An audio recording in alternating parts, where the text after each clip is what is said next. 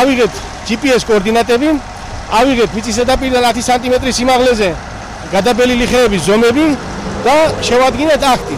იმასთან დაკავშირებით, რომ თუ ეს ნამდვილად მიეკუთვნება საკუთრებას, მესაკუთრეს უფლება აქვს მან ეს ხეები სურვილისამებრ მოჭრას და გამოიყენოს როგორც მას სჭირდება ისე. და თუ აღმოჩნდა დადგინდა რომ GPS კოორდინატების მიხედვით თუ დადგინდა რომ ეს არ შედის კერძო საკუთრებაში და არის სახელმწიფო საკუთრება, ესე იგი გამომდინარე აქედან მწვანე ნარგავებს მიეკუთვნება, ამ შემთხვევაში შედგება სათანადო ოქმი, გაანგარიშებული იქნება სახელმწიფოზე მიყენებული ზიანი.